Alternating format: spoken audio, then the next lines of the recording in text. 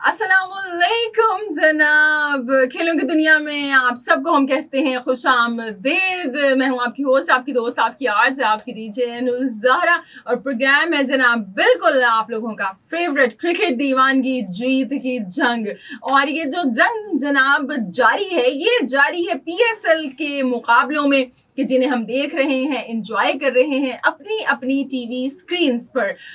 बस क्या किया जाए कि कुछ मजबूरी है कि ग्राउंड में जाके नहीं देख सकते, लेकिन जनाब अपना कराची एफएम 107 के प्लेटफॉर्म के जरिए आप बिल्कुल मैचेस के बारे में, क्रिकेट के बारे में ताज़ा तरीन तबसरे और तज्जिए सुन सकते हैं, अपनी राय का इजहार भी कर सकते हैं। और इसके साथ साथ आप अगर चाहें तो बिल्कुल टीवी स्क्रीन पे सुने, कमेंट्री सुने, लेकिन आपने हमारा प्रोग्राम तो लाजमी तौर पे सुनना है और इसके लिए आपने फीडबैक भी देना है। और फीडबैक कैसे आप हमें देंगे? आप हमें कॉल करें, आप हमें मैसेज करें। आप हमें कॉल करना चाहें तो नंबर बड़ा ही आसान है, मैजिकल नंबर है जनाब 02111110107। इस पर आप हमसे राब्ता करें। और जनाब यानी कि जो हमारे प्रोग्राम का अगला घंटा होता है, जैसे कि आप लोग जानते हैं, उसमें हम फेसबुक पर लाइव भी जाते हैं। तो फेसबुक पर जब लाइव जाएंगे तो भी आप हमें ज्वाइन इन कर सकते हैं। और प्रोग्राम में बिल्कुल जी क्रिकेट दीवानगी जीत की जंग, और कल जो मैच खेला गया उस पर हम आपसे ज़रूर बात करेंगे। कल क्या हुआ, मुल्तान ने जो अपनी जीत का सिलसिला है उसको टूटने नहीं दिया है। मैच पर हम तफसील से आप लोगों से बात करेंगे। और आज का जो दिन है वो पीएसएल में छुट्टी का दिन है। छुट्टी का दिन समझते हैं ना आप लोग, कितना ज़रूरी होता है आप लोगों के लिए, हमारे लिए। सो इसी तरह जो छुट्टी है वो खिलाड़ियों को भी चाहिए, मैनेजमेंट को भी चाहिए। और ये छुट्टी इसलिए भी चाहिए है क्योंकि टीम्स जो हैं बाज वो ट्रैवल कर रही हैं, कराची आ रही हैं, आ चुकी हैं बल्कि ज़्यादातर। अब वो अपना प्रैक्टिस सेशन करेंगी और कल से कराची में जो दूसरा मरहला है पीएसएल के मैचेस का वो जनाब शुरू हो जाएगा। और कल जो मैच खेला जाएगा वो उस टीम का खेला जाएगा कि जिसके बारे में लोग कह रहे हैं कि कहाँ पे गए बाबर आजम, पीएसएल में दिखाई क्यों नहीं दे रहे।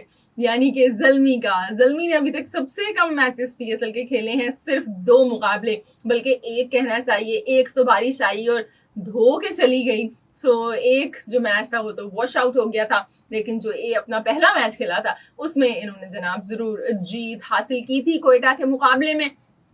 और बड़ी ही जबरदस्त और क्या उसे कहेंगे ना, एक थ्रिलिंग मैच हमने देखा था कि जिसमें अब्दुल समद और ब्रेसवेल ने आके आखिर में बड़ी अच्छी बैटिंग की थी। और जब एक वक्त में ऐसा वो लग रहा था कि शायद कोयटा ये मैच जीतने वाली है, तो ज़ल्मी ने कहा था नहीं नहीं रुक जाएं, हियर वी आर, हम जीतेंगे ये मैच। सो बाबर आजम जनाब, बाबर आजम की कैप्टनसी, सो बाबर आजम को पीएसएल में आप लोग कल देखने वाले हैं।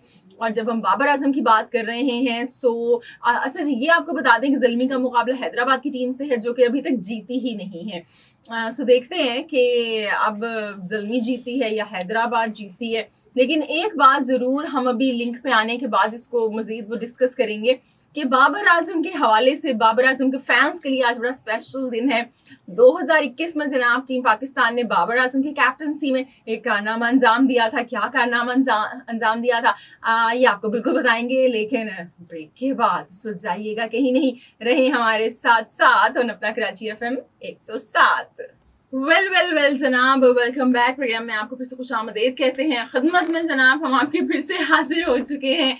और इस दफ़ा मैं अकेली नहीं आई हूँ, एक बड़े ज़बरदस्त सरप्राइज को लेके आई हूँ। लोग समझ रहे थे, लोग उदास हो गए थे, परेशान हो गए थे कि पता नहीं आज ज़रा अकेली आई हैं। खुर्शीद साहब जो हैं वो आज नमूदार नहीं हुए स्टूडियो में, तो जनाब खुर्शीद साहब आ चुके हैं अपनी तमाम तर रौनक और रोशनियों के साथ। कितनी अस्सलाम वालेकुम तमाम सामीन को सलाम हो, तमाम सुनने वालों को, क्रिकेट से मोहब्बत करने वालों को। क्रिकेट दीवानगी जीत की जंग अपना कराची एफएम 107 में कराची की आवाज़ में खुर्शीद आलम आ गए हैं। और एनु ज़हरा, आपको बहुत बहुत सालगिरह मुबारक हो। जी बेहद शुक्रिया। ये आते साथ ही इन्होंने स्टूडियो में सबको बताया है और उसके बाद आप लोगों को बताया है। जनाब खुर्शीद साहब, आपके सालगिरह मुबारक कहने का बेहद शुक्रिया। अच्छा जी, ठीक है, अब गिफ्ट ही मांगिएगा, बाकी सब खैर है। आपका मुबारकबाद देना ही गिफ्ट है हमारे लिए। बड़ी मेहरबानी आपकी।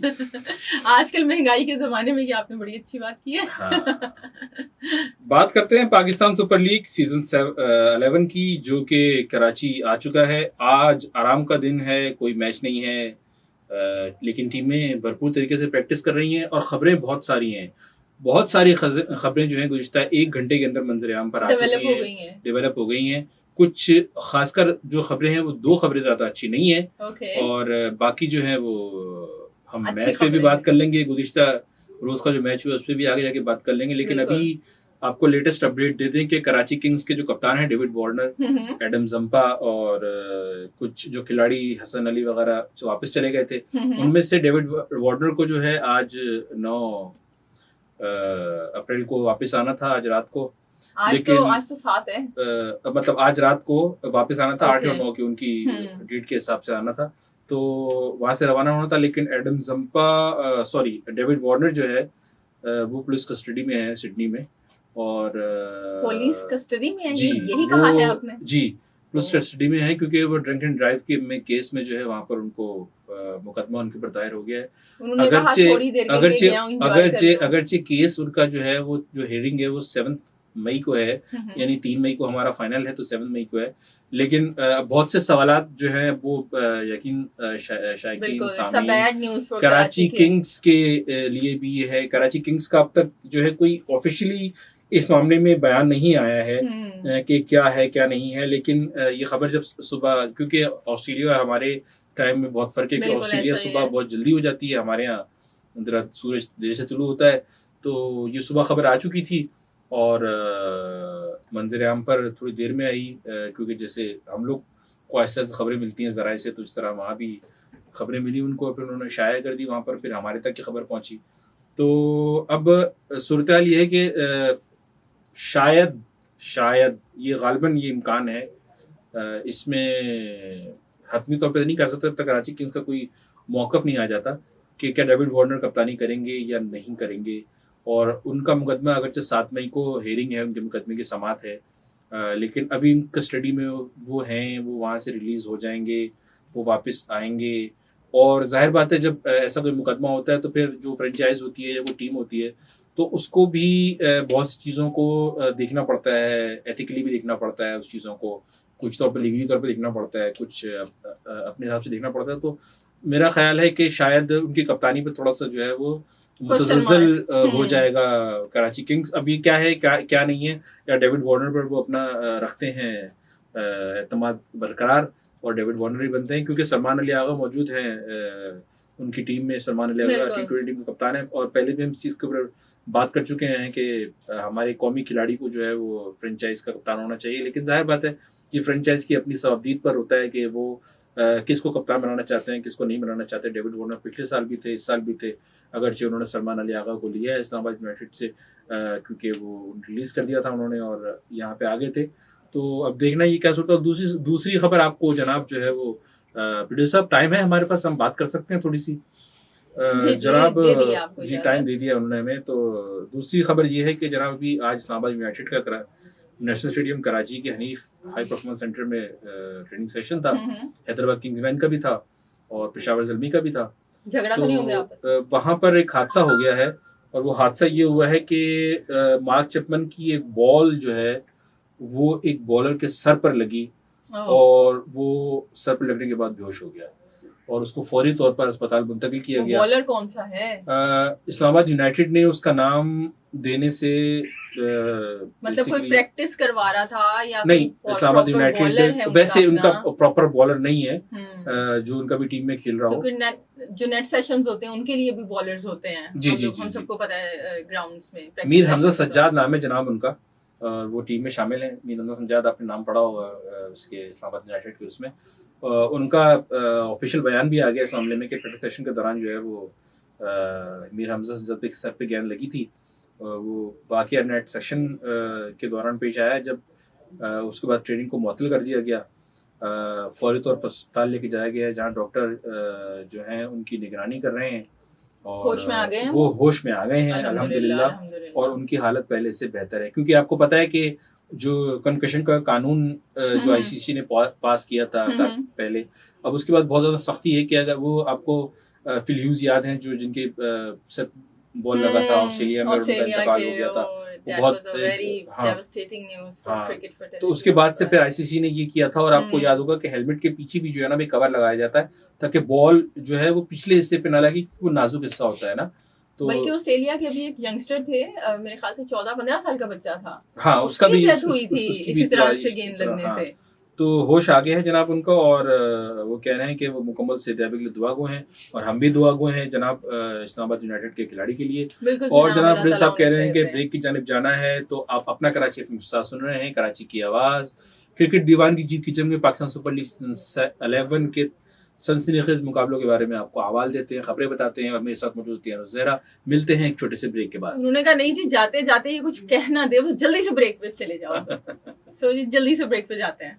वेल जनाब, अपना कराची एफएम 107 कराची की आवाज, और जनाब खेलों की दुनिया में खुर्शीद आलम और एनुल ज़हरा, और क्या चाहिए आपको। क्या अच्छा दिन है, क्या अच्छा प्रोग्राम है, इसे कहते हैं अपने मुंह मियां मिट्ठू बनना। वैसे तो आप लोग भी तारीफ करते हैं, लेकिन हमने कहा कि हम जरा खुद भी कर लेते हैं अपनी तारीफ। तो खुर्शीद साहब जब आप आए थे ना, जी उससे पहले मैं अपने सुनने वालों को बता रही थी कि आज का दिन बड़ा खास है। अच्छा, सो आज का दिन बड़ा खास इस वजह से खास है कि आप पैदा हुई थी या कुछ और खास है उसकी वजह? कोइंसिडेंस माशाल्लाह से। एक और खासियत और भी है, एक ये बाबर आजम के फैंस के लिए, बाबर आजम के फैंस के लिए भी और बाबर आजम के नाकदीन के लिए भी एक खास दिन है, क्योंकि आज के दिन जनाब 2021 में टीम पाकिस्तान ने ओडीआई सीरीज साउथ अफ्रीका में हराई थी पहली दफा। So it was a big day for Pakistani team, for Pakistani cricket, for Pakistani fans. और मजे की बात यह है कि बाबर आजम कैप्टन थे और 2-1 से हमने हराया था। और उससे भी ज्यादा मजे की बात यह है कि बाबर आजम ने एक मैच में पता नहीं 100+ बनाए थे, लास्ट मैच में 94 बनाए थे, और वो जो मैच हम हारे थे वो भी फखर जमान को जो धोखे से रन आउट कर दिया था साउथ अफ्रीका के, मतलब एडम मैकरम और क्विंटन डीकॉक ने मिलकर, अगर आपको याद हो उस पर कंट्रोवर्सी भी बनी थी, वो 94 के ऊपर थे फखर जमान। तो वो मैच हम हार गए थे, वरना शायद वो भी हम जीत जाते। आप जितनी बातें कर रही हैं ना क्रिकेट के बारे में जी, अभी बहुत अच्छी बातें कर रही हैं आप, तो ऐसा लग रहा है कि ज़हीरुद्दीन बाबर ने हिंदुस्तान फतह कर लिया था, और हिंदुस्तान फतह करने के बाद जो है उसने बहुत सी जगह पे वो किया। तो आपकी बात बिल्कुल सही है, ये दिन बहुत अहम है, लेकिन आप मुझे बाबर आजम की फैन लगती है बहुत बड़ी। I am not the fan, but I am the fan of Pakistani cricket. और मेरे ख्याल से इंसान को सही बात करनी चाहिए। ये जो लोग कहते हैं ना कि बाबर आजम इज नथिंग, उसने कुछ किया ही नहीं, ऐसी बात नहीं है। कुछ ना कुछ तो करना आता है ना, कि वो टीम पाकिस्तान के अंदर है और परफॉर्म भी उसने किया हुआ है। उसकी कैप्टनसी में आप 2019 के न्यूजीलैंड के खिलाफ जो उसने खेला था, उसकी अक्सर लोग बात करते हैं। सो ये जो क्या कहते हैं, ये जो सीरीज हुई थी, ये भी सेंचुरियन के अंदर जोहान्सबर्ग में हुई थी, कोई पाकिस्तान में, पिंडी में, लाहौर में तो नहीं हुई थी। ये जो फखर जमान है या इमामुल हक हैं या बाबर आजम हैं या इवन शादाब ने भी कुछ वो नीचे से आके इनिंग खेली थी, हसन अली ने कुछ स्कोर किया था। सो ये जो सारी परफॉर्मेंसेज आई थी, ये पाकिस्तानी प्लेयर्स की आई थी। ये ऐसी बात तो नहीं है कि कोई बाहर वालों की आ गई थी। सो जो बिल्कुल तनकीद बराए तनकीद करने वाले हैं, उनको भी सोचना चाहिए, और जो आंखें बंद करके बिल्कुल आंखों पे ब्लाइंड फोल्ड बांध के जो तारीफ करते हैं बाबर आजम की, उनको भी सोचना चाहिए। तो मेरे ख्याल से पाकिस्तानी क्रिकेट के लिए अच्छी बात है, और बाबर आजम के फैंस के लिए एक खुश होने का मौका है। आपकी बात किसी हद तक सही भी है, और बहुत हद तक मुझे यूं थी कि बाबर आजम से मुतालिक मैं इसी भी कहना चाहूँगा कि उसको हमेशा ओवर रेटेड किया गया है। अगर आप ओवर रेटेड ना करें ना किसी को, तो फिर वो अपने शायद उस टेन्योर को ज्यादा लंबा कर सकता है, लेकिन अंडररेट भी ना करें। बात लोग अंडररेट तो जब करेंगे ना, जब परफॉर्म नहीं करेगा। देखें, आपने 2021 में इंडिया को हरा दिया, ठीक है, आप जमीन से आसमान पे चले गए, ठीक है। उसके बाद से आप मुझे आईसीसी के आखिरी 4 इवेंट्स बताएं, आपने किया क्या उस 4 इवेंट्स के अंदर? आप 22वीं सीरीज तो है जीत रहे हैं, आपने जो बात की है 22वीं सीरीज की बात की है। जीतना कोई आसान बात नहीं होती, आप जानते हैं। 22वीं सीरीज जीतना, तो बांग्लादेश से हार जाते हैं। 22वीं सीरीज जीतना और आईसीसी का इवेंट जीतना, ये 2 डिफरेंट चीजें हैं ना। मिसाल के तौर पर पैट कमिंस जैसे फास्ट बॉलर्स को उन्होंने एशिया सीरीज के लिए रखा, उन्होंने T20 वर्ल्ड कप के लिए नहीं रखा। उन्होंने जोश हैजलवुड को T20 वर्ल्ड कप के लिए नहीं रखा, उन्होंने एशिया सीरीज के लिए रखा, ठीक है। उन्होंने कहा जनाब उसकी नहीं है। हम हमेशा से ये तनकीद करते रहे हैं इन खिलाड़ियों के ऊपर, जो नीचे एक काफी अरसे तक, जो 2021 से लेकर 2023-24 तक जो आपका नीचे वाला टैलेंट था ना, जिसे आप बेंच स्ट्रेंथ कहते हैं, वो कहाँ थी आपके खिलाड़ी जितने थे 6 से 7-8 खिलाड़ी, अगर वो इंजरीज की वजह से बाहर हो जाए तो हो जाए, वरना वो नेपाल, यूएई, बांग्लादेश, जिम्बाब्वे हर एक टीम के खिलाफ खेलते थे। और हमारा हमेशा ये रहा था कि जब आप खेलते हैं ना, तो आपको बेंच स्ट्रेंथ बनानी पड़ती है। अच्छा, अब आप अभी मैं आपको मिसाल देता हूँ। सरफराज अहमद 2015 वर्ल्ड कप के अंदर, आपको याद है, उसको जो है वो एक विकेट कीपर बैट्समैन के तौर पर गया और इब्तदाई मैचेस में वकार यूनुस साहब ने उनको टीम में ही शामिल नहीं किया और उनकी जगह उमर अकमल कप्तानी करते थे। ठीक है, याद है आपको? प्रेस कॉन्फ्रेंस में उनसे सरफराज से मुतालिक उनसे जब सवाल हुआ तो उन्होंने कहा कि हम उनको एज ओपनर के तौर पे लेके नहीं आए हैं, लेकिन मीडिया का प्रेशर बहुत था। ठीक है, उसके बाद क्या हुआ, नासिर जमशेद मुसलसल नाकाम हो रहे थे, तो उन्होंने साउथ अफ्रीका जैसी मुश्किल बॉलिंग अटैक के सामने सरफराज अहमद से ओपन करा दिया और सरफराज अहमद ने क्या किया, उस मैच में 49 रन बना दिए। सही है, 49 रन बनाए और अगले मैच में आयरलैंड के खिलाफ सेंचुरी स्कोर कर दी। ये खिलाड़ी का कैलिबर हो गया, कितना बड़ा है वो। ठीक है, उसके बाद अब आते हैं वर्ल्ड कप खत्म होने के बाद बांग्लादेश की सीरीज में। बांग्लादेश की सीरीज है उसके फौरन बाद, जिसमें अजहर अली को कप्तान बनाया गया, जो अब 3-0 से हारे, पहली दफा तारीख में वनडे सीरीज की। वहां सरफराज बेंच पे बैठा और विकेट कीपिंग कौन कर रहा था? रावलपिंडीज के जो कप्तान है, एक ऐसा खिलाड़ी जो अपनी पूरी फॉर्म में है, उसको आपने उस वक्त बेंच स्टैंड पे बिठाकर मोहम्मद रिजवान को खिला दिया कि ताकि वो टीम में जगह बना सके। उस वक्त जो ये सारा कुछ हो रहा था, बाबर आजम के अंडर हो रहा था। बाबर आजम ने क्या रोका हुआ था सरफराज को? बाबर आजम ने नहीं आने दिया। मैं आपको यही समझा रहा हूँ, ये जो थ्योरी है ना, ये जो थ्योरी है कि आप अपने से नीचे वालों को कभी मौका नहीं देंगे आने का ऊपर, अगर वो टैलेंटेड है या नहीं है। तो टैलेंटेड होने का पता कैसे लगेगा? टैलेंटेड होने का पता ऐसे लगेगा जैसे वो जब सामने आएगा आपके। अब अभी तक वो खिलाड़ी जब सामने नहीं आएंगे, अब आपके पास कामरान गुलाम आ गया। अब साहबजादा फरहान जो है, साहबजादा फरहान 2023-2024 के अंदर टॉप स्कोरर रहा काज़म ट्रॉफी का। 2018 में वो डेब्यू कर चुका, फिर गायब कर दिया गया उसे। ठीक है ना, फिर दोबारा आया। चले वो ठीक है, परफॉर्मेंस नहीं जैसा करता शुरू की मैचेस के अंदर, लेके आए उसे तब भी 5वें-7वें नंबर पर ऑस्ट्रेलिया में खिलाया। इस टाइम दुनिया के उन बैट्समैनों में शामिल है 2025 के बाद से जो सबसे ज्यादा रन बनाने वाले बैट्समैन टी20 क्रिकेट में। ठीक है, और अभी वो कर रहा है। तो आपको लगता है कि साहबजादा फरहान अगर बाबर आजम और मोहम्मद रिजवान ओपनिंग करते रहते और उसी तरीके से 13-14 ओवर तक, 15 ओवर तक खेलते, और उसके बाद जो है आप कहते हैं कि जनाब साहबजादा फरहान को खिला लो, कहते हैं जी 5वें नंबर पे खेलो, 6 नंबर पे खेलो, मेरी बारी। नहीं, मैं पहले बोलूंगा। फखर जमान जैसा बैट्समैन, ब्रेक तक जाएंगे, उसके बाद हम बात करेंगे। फखर जमान जैसे बैट्समैन जो जनरली ओपनर बैट्समैन है, उसको आपने नीचे नंबर पे खिला दिया। कितने हमने कुर्बान किए हैं, मैं आपसे बिल्कुल अग्री कर रही हूँ, लेकिन बस सही है, बात खत्म हो गई। मैं नहीं, अभी कैसे खत्म होगी बात? अभी बात ये है कि हम उसकी बाबर आजम की परफॉर्मेंस की बात कर रहे हैं। मैं जो आप सारी बातें बताए ना कि यंगस्टर को आगे नहीं आने दे रही, ये पूरा आपका सिस्टम इन्वॉल्व होता है। उसके अंदर जो रमीज राजा, जो कैप्टन, जो कोच, जो क्या कहेंगे ना, चेयरमैन, वो पीसीबी थे, उनकी गलती है उसके अंदर। उससे पहले जो मिसबाह उल हक थे, उनकी गलती है उसके अंदर, who was the all in all. So ये चीजें इतनी आसान नहीं होती है कि आप एक बंदे के ऊपर ब्लेम गेम करते हैं। बाबर आजम को इतनी अथॉरिटी दी किसने? अभी भी तो बाबर आजम को आपने वर्ल्ड कप में बाहर बिठाया था ना। So it's not only the Babar Azam, it's about your system, it's about your big names.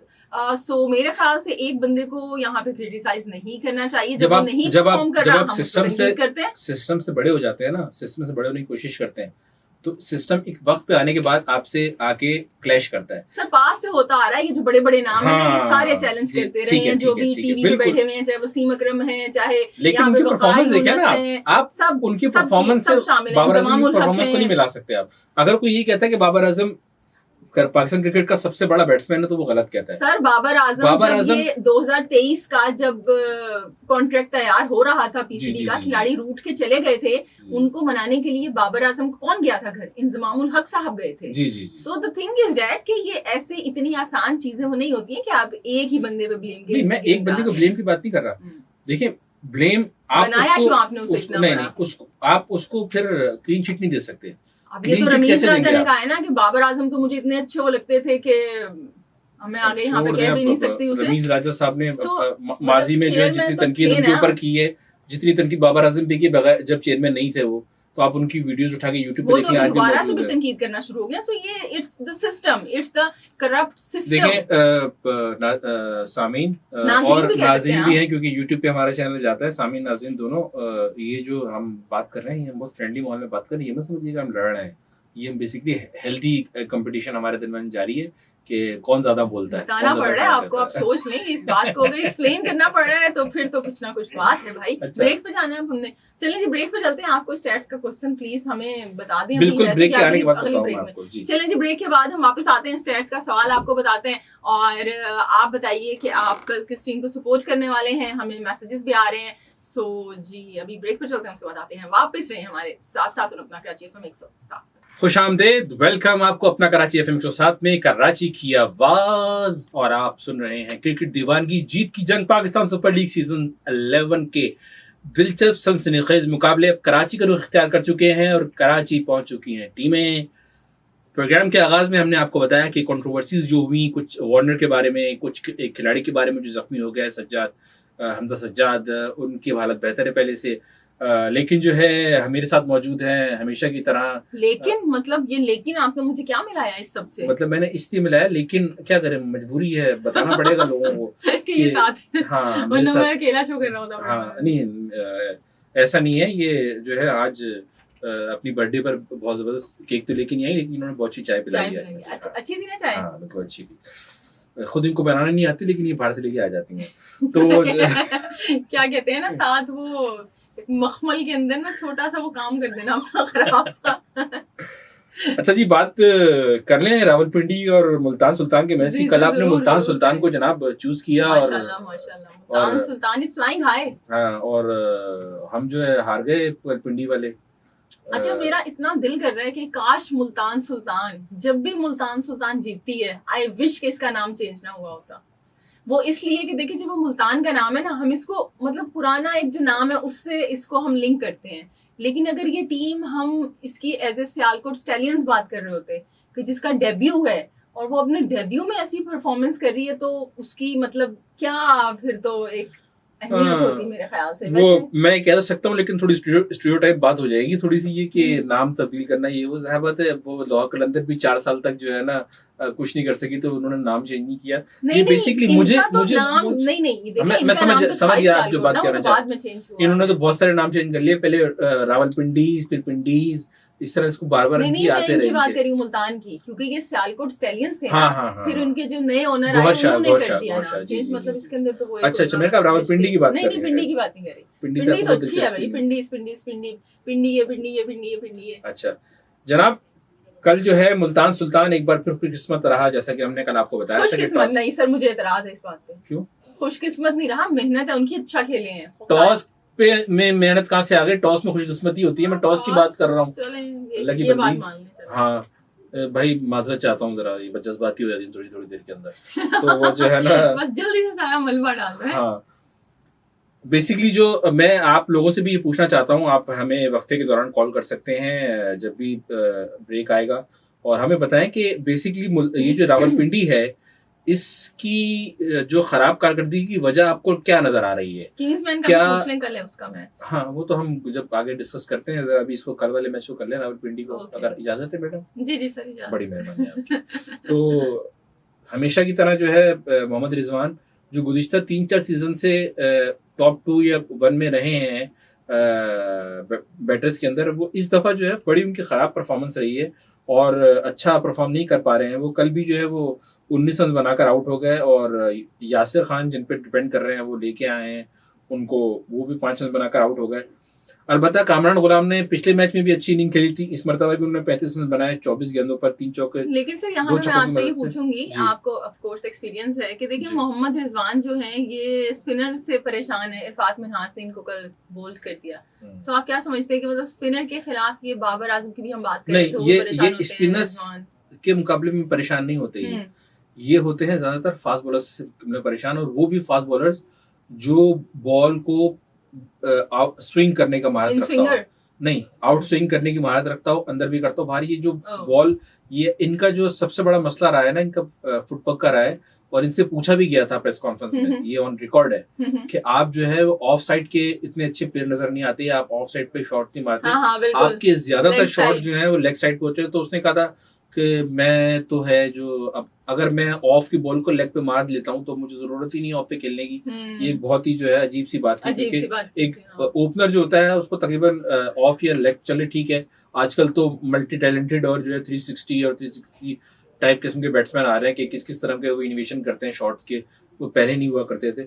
तो जनाब मैच के बारे में बात करने से पहले एनु ज़हरा फिर कोई सवाल दाग दें मेरे ऊपर। लेकिन एक बात मैं, चले सवाल नहीं आपसे मैं दागती, यहाँ पे मैं ऐड कर देती हूँ कि कल के मैच के अंदर अभी आपने कामरान गुलाम तक का बता दिया कि कामरान गुलाम ने अच्छा परफॉर्म किया।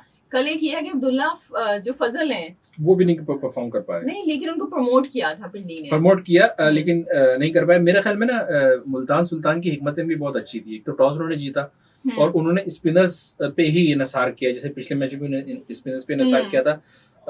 नवाज जो है महंगे साबित हुए कल उनके लिए, लेकिन जो फैसल अकरम ने बॉलिंग की है ना वो कमाल बॉलिंग की, 4 विकेटें ली और वो कीमती 4 विकेटें ली। अरफात मिनहास जो है उनकी आप देखें इकॉनमी 5.5 इकॉनमी रही, 4 ओवर्स में 22 रन दिए। और पीटर सिडल जो है ना वो तो कमाल ही बॉलर है, कमाल हो गया। मतलब उनको आपको पता है ना क्या कहते हैं? क्या कहते हैं? चचा। उनका नाम चचा रख दिया है उनकी टीम ने। ये स्टीव स्मिथ ने जब उनसे इंटरव्यू किया पिछले दिनों, जब पीएसएल के दौरान मैच होता है, तो उन्होंने कहा कि मैं जो है आपका इंट्रोड्यूस कराता हूँ मुल्तान सुल्तान के चचा से। तो इनको हमने नाम चचा रख दिया। हाँ, चचा बोला, चचा उर्दू में बोला, बाकी चीजें अंग्रेजी में बोली। तो वो उनको बताया होगा कि क्यों बोला चचा, क्योंकि वो एज की वजह से ना, एज की वजह से। तो जब तक इससे पहले हमारे चचा जो थे वो इफ्तिखार थे, उसने अल्लाह का शुक्र अदा किया होगा इफ्तिखार में, उसने कहा या अल्लाह तेरा शुक्र है। और आप ये देखिए ये वाले जो अंग्रेज ये चचा है ना, ये माइंड नहीं करेंगे बनने पे। हाँ। लेकिन इफ्तिखार अहमद तो आपको पता है कटी हुए हो जाते थे पहले, मैंने सुना है वो नहीं थे, फिर उसके बाद में गुस्सा होना शुरू हो गए थे। और वो नाम पता किसने रखा था इसका? किसने? बाबर आजम। बाबर आजम रख सकते थे नाम तो। क्यों रखा था? जिम्बाब्वे के खिलाफ जो है एक मैच हो रहा था, और अगर मैं गलत नहीं हूँ तो मेरे ख्याल में उस बैट्समैन का नाम भी मुझे याद नहीं आ रहा, बड़े उनके सीनियर बैट्समैन है, तो वो छक्के चौके मार रहे थे। तो इन्होंने बाबर आजम को बोला स्क्वायर लेग पे ले लो, मैं करता हूँ, स्क्वायर लेग पे आउट हो जाएगा। तो जब और बाबर आजम पहले मना कर रहे थे, फिर उन्होंने कहा कि नहीं ले लो, तो उन्होंने ले लिया। जब वो आउट हो गए तो उन्होंने वहां से लगा चचा तुमने तो कमाल काम किया है, तो वहां से नाम इनका चचा पड़ा, से नाम पड़ गया कि क्रिकेट के चचा आपको तुमने तो कमाल कर दिया ये करके, क्योंकि वो आउट नहीं हो रहा था उनसे। अच्छा देखिए, बाबर आजम कैप्टन होंगे तब, कैप्टन कोई भी इस तरह की बात करता है ना मशहूर हो जाती है। ये जो क्या कहते हैं धोनी है, ये पहले विराट कोहली को चीकू कहते थे, क्योंकि थोड़ा सा वेट उनका वो मतलब वो थोड़े से जरा चबी थे, चीकू उनका शायद निकनेम था। और फिर लेकिन ये जो थे उनको बेसिकली धोनी ने कहना शुरू किया था टीम में, सो काफी लोग फिर उनको चीकू कहना शुरू हो गए। ज्यादातर इसमें अमल विकेट कीपर्स का होता है, विकेट कीपर्स जो नाम लेते हैं ना वो होता है, जैसे दूसरा की इन्वेंशन जो है वो कई सत्यान मुश्ताक, लेकिन मशहूर उसको मोइन खान ने किया। अच्छा जनाब, मैच वापस आ जाते हैं हम लोग, लेकिन सबसे अच्छी इनिंग सैम बिलिंग्स ने खेली 56 रन की, और उस इनिंग की वजह से जो है वो इस स्कोर तक पहुंच सके कि वो बोर्ड पर जो है 182 रन सजा सके। आज जीनत नहीं बोला मैंने, लेकिन ये डियान फोस्टर ने भी कमाल किया। हाँ, वो 11 बॉल में 24 रन बनाया, 3 छक्के मारे उन्होंने और अच्छा किया। लेकिन 182 रन उस पिच पर और उस टीम के खिलाफ मुल्तान सुल्तान की,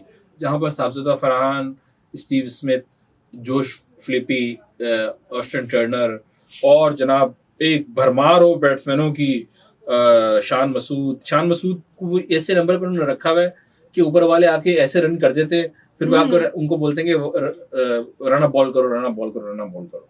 अच्छा, हम जनाब आपसे भी पूछना चाहेंगे, आप वक्फे के दौरान ही बता सकते हैं कि रावलपिंडीज की शिकस्त की वजूहात आपको क्या नजर आ रही हैं? अच्छा, यहाँ पे मैं ये एक बात ऐड करना चाहूंगी जी, ब्रेक पे जा रहे हैं, हमको 1 मिनट है हमारे पास। अच्छा, मैं ये बात यहाँ पे ऐड करना चाहूंगी कि अभी क्योंकि हम बैटिंग को मेरे ख्याल से हम बात नहीं करेंगे पिंडीज की, अब हम आपने इसको बिल्कुल समअप कर दिया है। सो पिंडीज के अंदर जो एक बात है, आप देखिए सारे पाकिस्तानी जो प्लेयर्स थे शुरू के अंदर वो उस तरह से परफॉर्म नहीं कर पाए, इंक्लूडिंग कामरान गुलाम। अच्छा खेला लेकिन कोई इतना आउटस्टैंडिंग नहीं खेला। जो 94 के ऊपर 5 विकेट्स डाउन थी 10 ओवर में, लेकिन उसके बाद जब सैम बिलिंग आते हैं, डेरिल मिचेल ने थोड़ा खेला, लेकिन डेरिल मिचेल ने भी तेज रन बनाए, जो 17 बनाए। फिर डियान फोस्टर ने बिल्कुल ही 200 के प्लस के स्ट्राइक रेट से जो थोड़े बहुत रन बनाए। सो बेसिकली सैम बिलिंग्स ने इनिंग खेली, डियान फोस्टर ने खेली, डेरिल मिचेल ने खेली, ये सारे के सारे फॉरेनर प्लेयर्स हैं।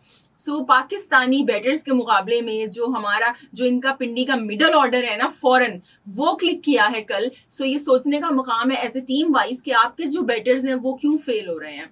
वेल जनाब, अपना कराची एफएम 107 कराची की आवाज और प्रोग्राम आप लोगों का फेवरेट क्रिकेट दीवानगी जीत की जंग, और जी अब प्रोग्राम का जो वक्त है वो खत्म हुआ चाहता है। सो इसी तरह से खेलों पर, पीएसएल पर हमारे तबसरों का, तज्जियों का सिलसिला जारी रहेगा, और आप इसी तरह हमारे साथ प्रोग्राम को एंजॉय करते रहें। कमेंट सेक्शन में ज़रूर फीडबैक दें, और जी मेरी जानिब से इजाज़त। सो अपनी होस्ट, अपनी दोस्त, अपनी आरजे, अपनी जीजा ज़ारा को इजाज़त दें।